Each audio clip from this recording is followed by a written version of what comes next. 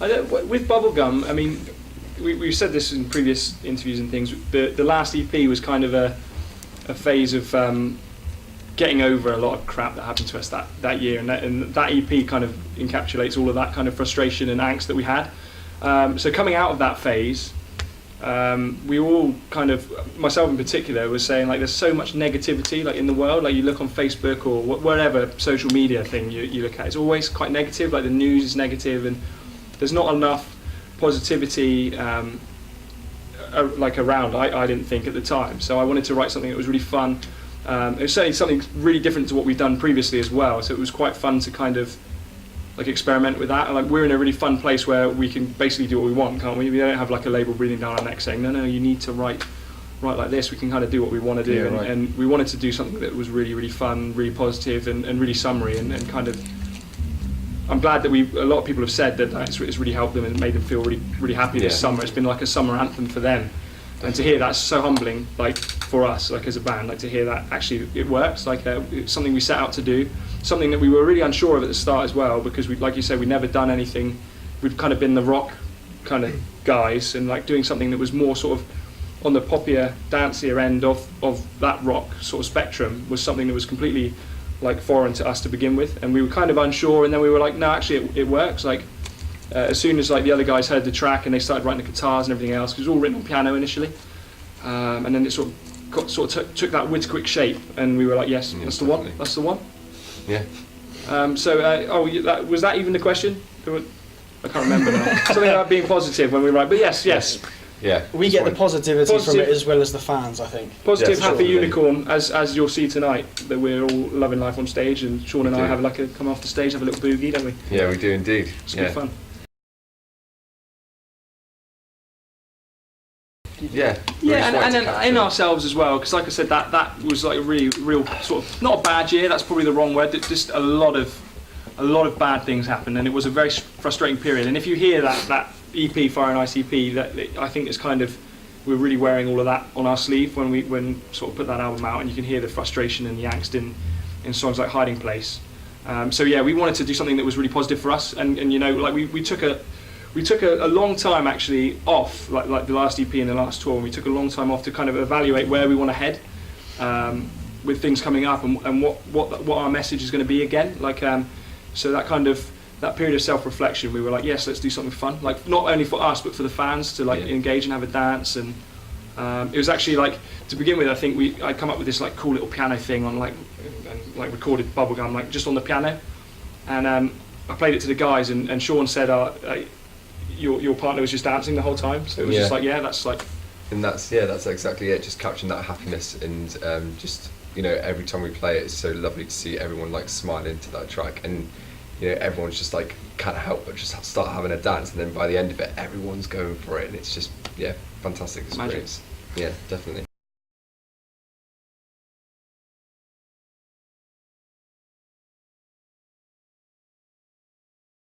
I mean, Witterquick's ethos from the start, like 3 years ago, was like, we were all in bands before, and certainly from my point of view, I was in a band that was trying to be something. Like, it was always like, let's do that, let's get this record deal and it's like, that for me just wasn't fun. So when we started Witterquick, like all the guys here were like, just let's do something that we want to do and that we enjoy. And the whole thing has been about like, only you can do you, and like love yourself and be confident in yourself, because that's what Witterquick's about, really. So exactly. I think the minute we start getting someone saying no, you can, unless it's do this for £1 million, then maybe I might be like, okay.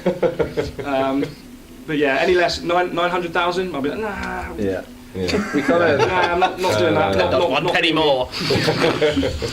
We figured like we wanted to make songs that we wanted to listen to, and if other people liked those songs and got behind it, which a lot of people have, which is good. Yeah. If they hadn't done, then we would just be doing it for us. Because like the band is us five, and we play because we want to play, and we're lucky enough to have people that are, they're into it as well.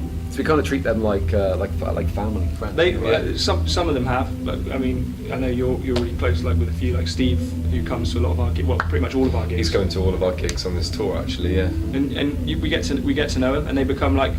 actually we speak to a lot of them more than our families, because with Twitter That's and stuff, it, like that's it, it's yeah. constant like messaging Yeah. like every day. Some of them, it's a really nice little community of fans that we have and that we It's great. built. So What's really lovely, what I love about our community is that they meet up and then suddenly they all know each other already. They're all friends, and they're like hanging out. We're like, when did this happen? And they're like, oh yeah, we've been messaging like constantly, like through our music, and like having that is just really like really special. It's humbling. It's weird. Like we're like making friendships and creating a community. Yeah, It's a kind of like a level you don't really think of when you start playing music together. yeah. yeah, it really is. We have some We- fan we've been, pages. yeah, we've been thinking about, because I think you can make we can do like a, we discussed about making it like you can do those you can kind make of like a groups and street stuff team like thing, that. can't you? I'm Yeah. part of a. So I think that might be the next thing we should. We've should got, probably do. there's fan pages that have been made for us, but we haven't set up like a community. There's like a US one and an Italy one. Like they kind of make like a street team-esque thing, and they like Yeah. Witterquick USA, Witterquick Italy. Yeah, Is there a Germany one yet or not? there probably is. I hope so. If there's not, Sure. can you see this? Yeah. Yeah, get on it, guys.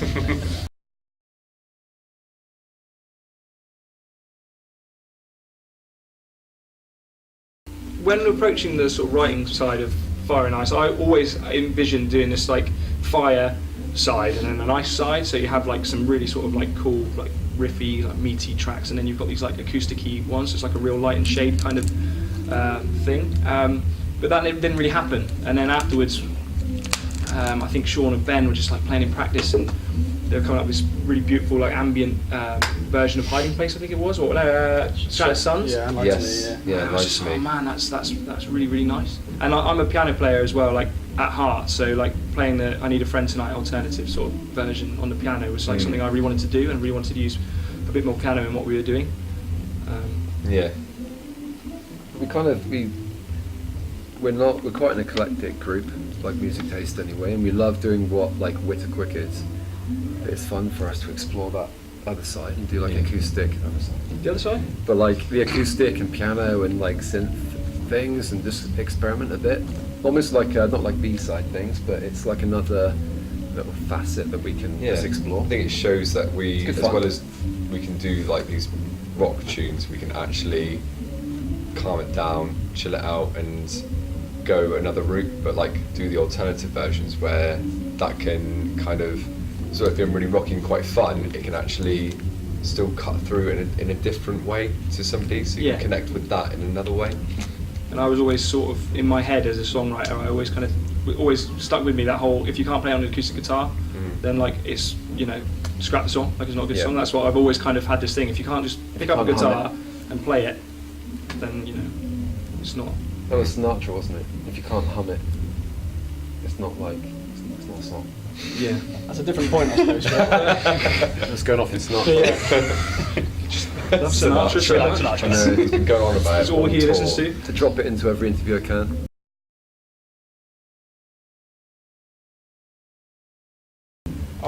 it's the most Someone important else thing has almost, isn't it? Oh man, it's beyond. I mean, like that has fueled some of our favourite songs in the band. I think that's fueled when it's been a bit more less positive in the past years before this current lineup. So that was great, and you hear about it fueling other bands and things like Fleetwood Mac famously always, they never got on, and it kind of helped. But That's making it sound like we don't get on. No, And but I know- I love Sean too much. I'm- like borderline too much love for him. But the thing is, like it's good creatively sometimes, but now it's an incredible place we're in now. Yeah. And I wouldn't change anything, because you have to spend so much time together. Like we're more, like Will said earlier with the fans, we see each other more than we do family and friends, and so if you don't get on, like it can be horrible. Yeah. But for us, We're in a pretty good place. We're tight. Till today, I took ages buying this new hat, this Dungeons and Dragons hat. And I got a message from the guys, we've got a sound check in 10 minutes. I was like, okay. So I'm like, coming back and they'd already unloaded the gear, I was kind of like, uh-oh, sorry guys. Yeah, that's his apology. Yeah, I didn't actually say it before now, sorry. Yeah, Guys. that's what friends are for, my hat. I was like, my hat, guys, look what I got. It's just like, that's a nice hat. I'm lead singer, I don't need to unload drums and guitars. You're doing it all tomorrow. Yeah. Oh, I did it all last night. Hate these guys. Yes, we're best friends. Yeah.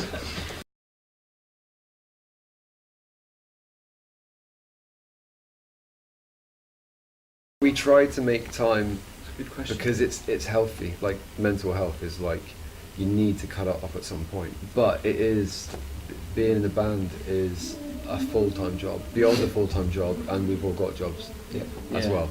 So it's difficult to make that like no, today we're gonna have a family day, or today we're gonna go and see friends and things, and have that cut. Especially because we've got fans all over the world, so Twitter is literally non-stop. It's like I wake up and there'll be like messages at 3 in the morning from people in like California, it's like calling and asking stuff. You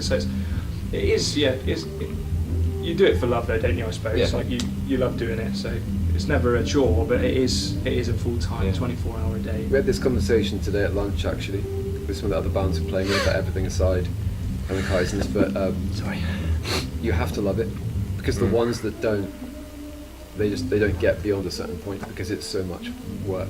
You have to have that love, otherwise it's like, nah.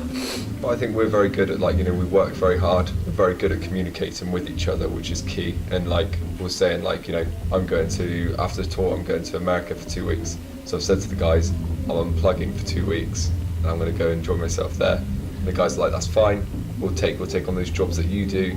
You go enjoy yourself, have a great time. When you come back, then When you come back, there'll be loads of like then stuff there's in just your inbox. You're like, guys, what are you doing?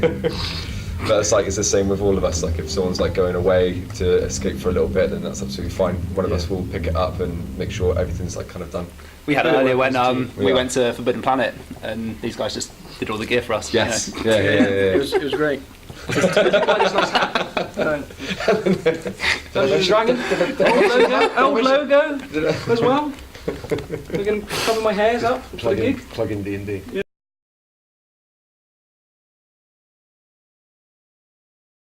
Oh yeah. Absolutely. Yeah. And again, like having that cut off between like I don't know, the busy parts of your life or whatever else, and making sure you make space for that kind of mental. That was the last question. I know, but you need to make the distinction.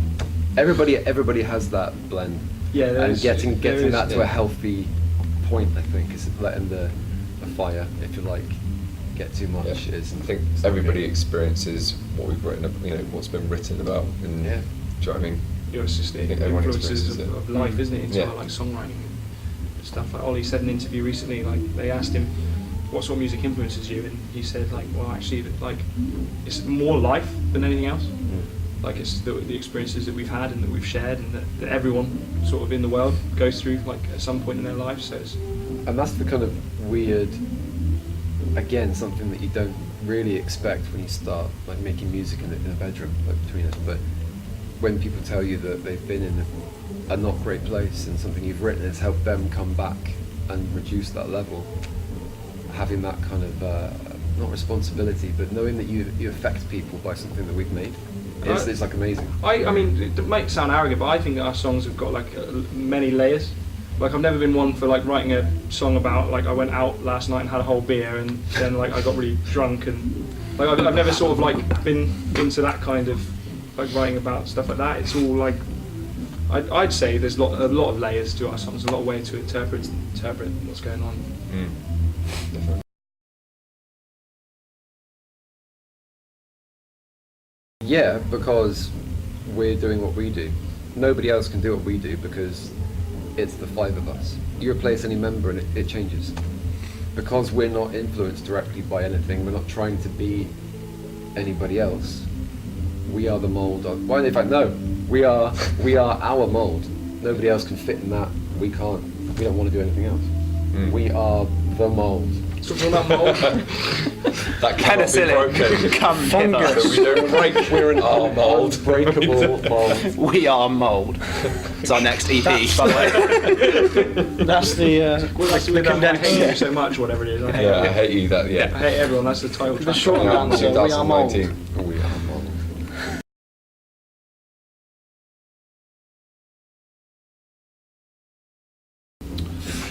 being able to do this every day. Yeah. I mean, that's it really, I suppose. To the fortunate few bands that make it nowadays, that's the dream, that's the goal, to be able to do it for a living. Because like we said earlier, having the work and the band, it's like having 2 full-time jobs and trying to cram it into like 8 hours. So yeah, being able to just focus on just music and do it as a job, that's the dream, I think. That's the life we dream of having. Yeah, Well, I definitely. do. That and loads of dogs. Yeah, I know lots of dogs. That'd be great. Yeah, Squashy that's a big endorsement, house. that'd be good. Squashy. Squash endorsement. Yeah. I'd like to yeah. have a unicorn or a dragon. Just being on the road, Good. all the world, Yeah. Not sure which. hanging out with each other all the time, and just being nerdy in general, and playing lots of video games with each other on a tour bus. And Sometimes just a tour to play video games would be great. oh yeah, that'd be great. A Wouldn't bed it? big enough for all 5 of us to Yeah. share as well. 'Cause sometimes that's a bit when it's like a single bed and there's 5 of us in there, it kind of like we have to stack. Yeah, that's kind of been happening in this Yeah. tour, anyways, really, Yeah. hasn't it? Yeah, vertical stacking is a pain. Yeah. Never True, shared a well. bed with any of us. If we had Actually, our, wait, scratch that. That sounds a bit too forward there, Ollie. You signal me with his eyes. Yeah, if we could have a bed of our own, that would be that's a dream. That's a Yes, dream. that's the dream. Good. Individual beds of Yeah. our own would be This has gone on Could too we have long. one? Yeah, Yeah. this is the part of the interview.